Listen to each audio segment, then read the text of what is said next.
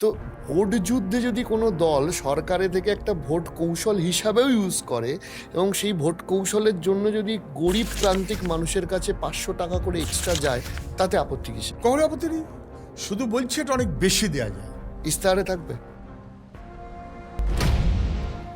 11 সালে বাম সরকারের পরিবর্তন হচ্ছে, সম্ভবত তখন জিডিপি র্যাঙ্কে পশ্চিমবঙ্গের স্থান ছিল 6 নম্বরে, আজকেও সেই র্যাঙ্ক 5 বা 6 নম্বরেই রয়েছে গোটা দেশের মধ্যে। তাহলে ইকোনমিক ডিটোরিয়েশনটা হলো কোথায়?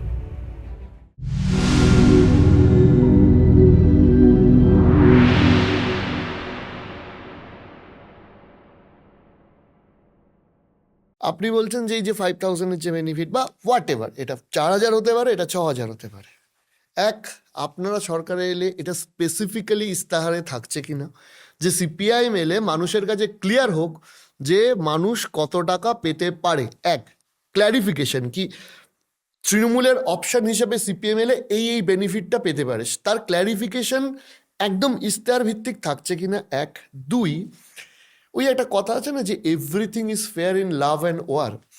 তো ভোট যুদ্ধে যদি কোনো দল সরকারে থেকে একটা ভোট কৌশল হিসাবেও ইউজ করে এবং সেই ভোট কৌশলের জন্য যদি গরিব প্রান্তিক মানুষের কাছে 500 টাকা করে এক্সট্রা যায়, তাতে আপত্তি কিসে? কোনো আপত্তি নেই, আমি একবার আপত্তি করলাম না, কোনোদিন আমরা আপত্তি করিনি। শুধু বলছি এটা অনেক বেশি দেওয়া যায়, শুধু বলছি এটা অনেক বেশি দেওয়া যায়। ইস্তাহারে থাকবে। আমাদের ইস্তেহার যখন প্রকাশ হবে তার আগে আমার 1-2 করে সব বলে দেওয়াটা সমীচীন হবে বলে মনে হয় না। আপনি অবশ্যই পাবেন, আগেও আমরা একই কথা বলেছি। আপনি পাবেন আমাদের রাজ্যের লেখাপড়া, আপনি পাবেন আমাদের ছেলে মেয়েদের কাজ, আপনি পাবেন আমাদের পরিবারগুলোর আর্থিক স্ট্রেংথেনিং করার, মানে এটা কিন্তু একটা পাইয়ে দেওয়া না, এটা হচ্ছে একটা আপলিফটমেন্টের অ্যাঙ্গেল থেকে আপনি মানুষকে সাপোর্ট দেবেন, সেটা অনেক বড় ব্যাপার। অবশ্যই পাবেন, অবশ্যই পাবেন। আপনি পাবেন ট্রান্সপোর্ট। কি হচ্ছে ট্রান্সপোর্টের চেহারা? কোন ট্রান্সপোর্ট আছে? একটা মানুষের, আমার বাড়ি চম্পাহাটি বলে একটা গ্রাম, আমার ওখান থেকে যারা যায় বাড়ির উপরে এসডি অফিস, যাতায়াতের খরচ কত জানেন? শুধু একবার যাবে আসবে। আগে ছিল একটা বাস, কোনো বাস রুট নেই, কোনো বাস রুট নেই। অটো, তবে হাঁটো, নাহলে আবার অটো ধরো, আবার অটো ধরো, 3 বার। এবং আমি যতটুকু জানি বোধহয় এখন এক একটা স্লটের ভাড়া হয়েছে প্রায় 14, 15, 16 টাকা করে। ট্রান্সপোর্ট কস্ট মানুষের হিউজ হয়ে গেছে।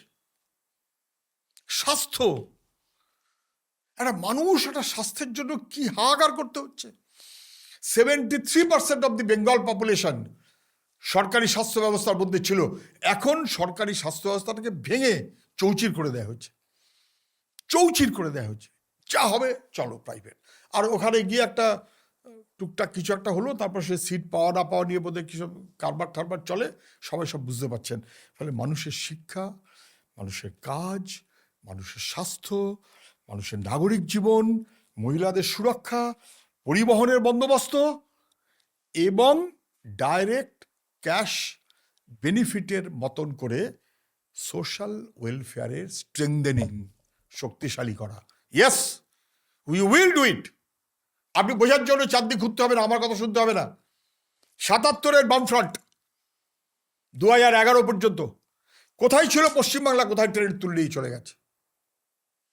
কৃষিতে, ক্ষুদ্র শিল্পে, শিক্ষায়, কাজে, ইনফ্রাস্ট্রাকচারে আপনি যা দেখছেন পশ্চিমবাংলায়, কিছু মনে করবেন না আমার কথায়, আপনি যা দেখছেন।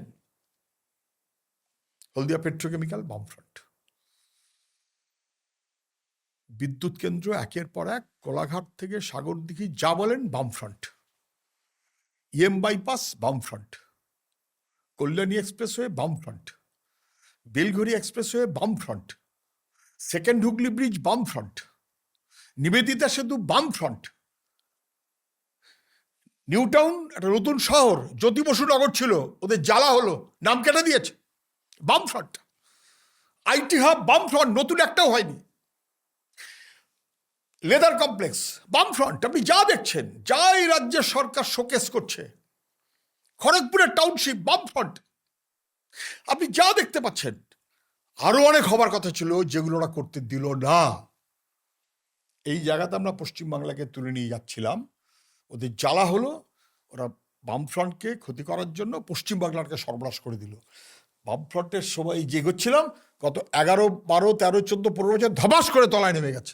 একজন বিরোধী পরিসরে থাকা একজন নেতা হিসাবে আপনার এই অভিযোগগুলো স্বাভাবিক, কিন্তু ইকোনমিক্সের বিচারে যখনই আমরা কিছু দেখি তখন তো আমাদের স্ট্যাটিস্টিক্সটা দেখতে হয়। তো কাউন্টার লজিক হিসেবে তৃণমূল কংগ্রেসের বক্তব্য এক, যেরকম লোন বেড়েছে সেরকম রাজ্যের রেভিনিউ বেড়েছে। যখন 2011-এ তারা এসছিলেন, সেখান থেকে রেভিনিউ আজকে রাজ্যের ইনকাম বেড়েছে, সেই জন্য লোন বেড়েছে। দুই, সেটা হচ্ছে যে কেন্দ্রের বঞ্চনার জন্য টাকা আসছে না, ফলে তৃণমূল সরকারকে এক্সট্রা লোন নিতে হচ্ছে। এবং তিন, the most important point is, যখন 2011 সালে বাম সরকারের পরিবর্তন হচ্ছে, সম্ভবত তখন জিডিপি র্যাঙ্কে পশ্চিমবঙ্গের স্থান ছিল 6 নম্বরে। আমি যদি খুব ভুল না করি, আজকেও সেই র্যাঙ্ক 5 বা 6 নম্বরেই রয়েছে গোটা দেশের মধ্যে। তাহলে ইকোনমিক ডিটোরিয়েশনটা হলো কোথায়? আপনি দেখতে হয় জিডিপি চাইতে বেশি ইম্পর্টেন্ট হচ্ছে পার ক্যাপিটা ইনকাম। পশ্চিমবাংলা অনেক নেমে গেছে। আপনি বললে আমি স্ট্যাটিস্টিক্যাল হ্যান্ডবুকটা নিয়ে আসতাম। অনেক নেমে গেছে। 8 না 9 ভ্রান্তি করা উচিত না, সেখানে আমি বললাম না, অনেক নেমে গেছে। 1, 2, রেভিনিউ তো বাড়বেই তো। দিন যত যাবে তত বাড়বে না? প্রাইস এসক্যালেশন হচ্ছে, তার একটা ইম্প্যাক্ট আপনি আর কিছু যদি নাও করেন, যদি চুপ করে বসে থাকেন, তাহলেও তো পারবে। কিন্তু তাতে সবচেয়ে বেশি বেড়েছে কোথায় জানেন? মদ। সর্বশান্ত হয়ে যাচ্ছে। ডিয়ার লটারিতে রেভিনিউ আসেনি, কিন্তু সর্বশান্ত হয়ে যাচ্ছে। ইলেকট্রিসিটি ডিউটি, মানে প্রত্যেকটা বাড়ি থেকে নিংড়ে নেওয়া হচ্ছে। তো ওই রেভিনিউ তুমি যে পেলে, তো ওটা তো লোকের ছিল, তুমি তো নিয়ে এসছো রে বাবা।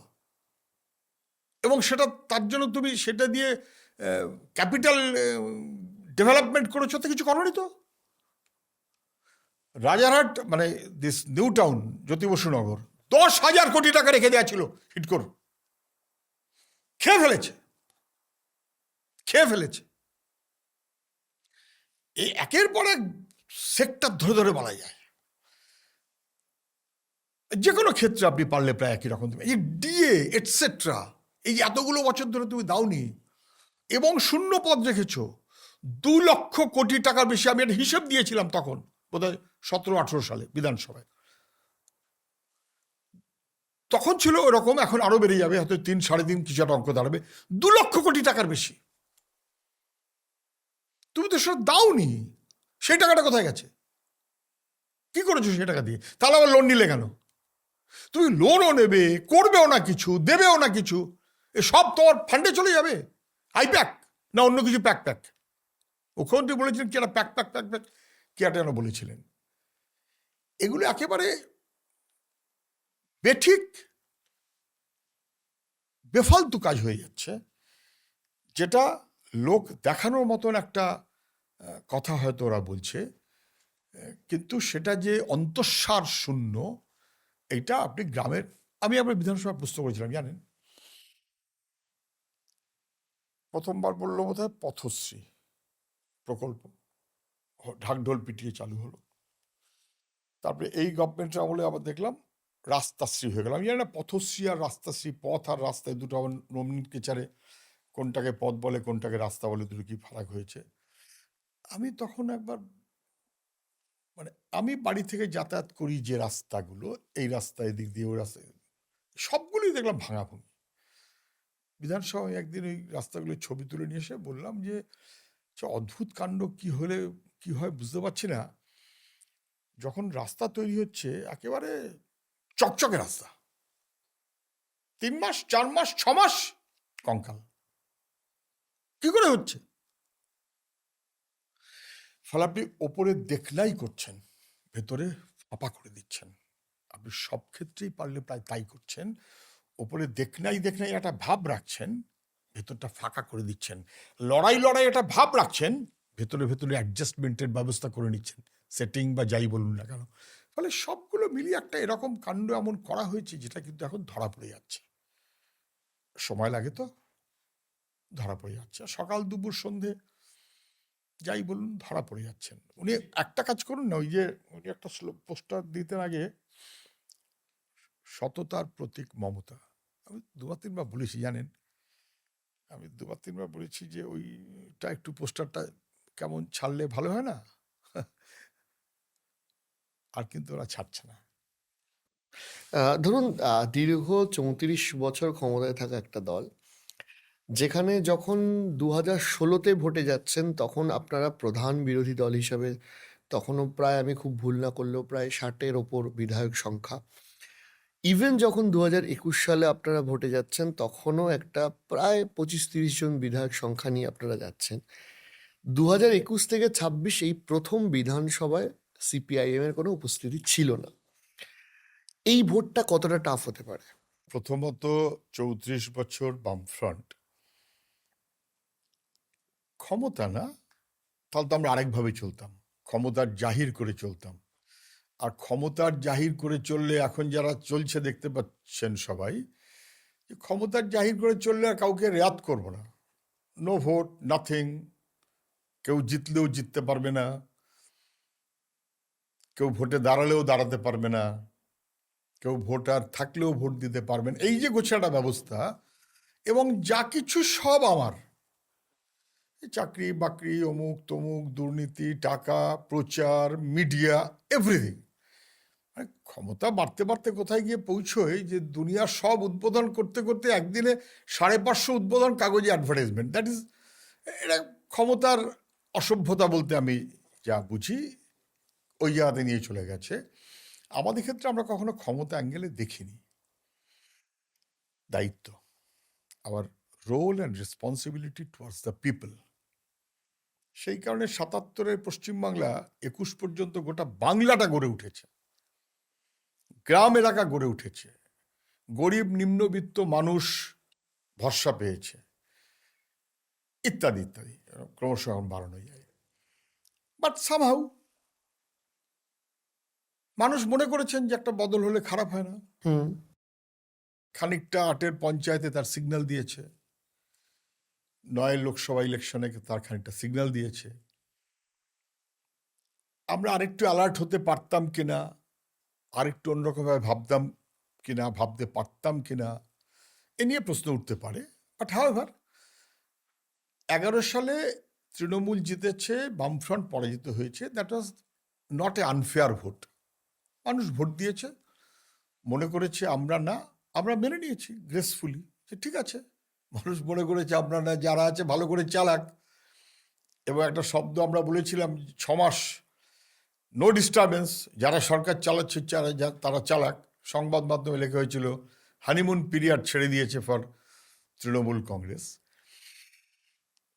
আমার ধারণা এবারের যে লড়াই, সে লড়াইটাও তৃণমূল বনাম বিজেপির লড়াই না, তৃণমূল বনাম সিপিএম এর লড়াই না, বিজেপি বনাম সিপিএম এর লড়াই না, মানে রাদার বামপন্থীদের লড়াই না। লড়াইটা হচ্ছে কর্পোরেট পলিটিক্স, কমিউনাল পলিটিক্স, অথবা পলিটিক্সে ধর্মকে ব্যবহার করে বিপজ্জনক জায়গাতে নিয়ে যাওয়ার প্রচেষ্টা। এই সমস্ত বিবেচনায় তৃণমূল এবং বিজেপি এই সব মিলিয়ে এক ধরনের শক্তি। আজকে মারপ্যাচ আছে, কালকে বাদে আরেক রকম হবে, তৃণমূল থেকে বিজেপিতে যাবে, বিজেপির থেকে তৃণমূলে আসবে, এ ঘরে পছন্দ হলে ও ঘরে যাবে, ও ঘরে পছন্দ হলে এ ঘরে আসবে। বনাম দি পিপলস অ্যাসপিরেশন, মানুষের মনোভাবের প্রতিফলন আমাদের কাজের মধ্য দিয়ে আমরা কতটা ঘটাতে পারছি, দ্যাট ইজ দি ইস্যু। লড়াইটা তাই দুটো দলের মধ্যে না, দুটো অংশের মধ্যে। একটা যে এই দাপট, ক্ষমতা, জবরদস্তি, বিভাজন, সেই মনোভাবে চলতে চায়, মনুষ্য বিরোধী, সমাজ বিরোধী, জীবন বিরোধী। তার বাইরে মানুষের অ্যাসপিরেশন, মানুষের রুটি রুচি, মানুষের চিন্তা, মানুষের এগিয়ে চলার স্লোগান, আমরা সেই লড়াইয়ের সঙ্গে থাকতে পারাটাই জরুরি এবং যথেষ্ট বলে প্রাইমারিলি মনে করি।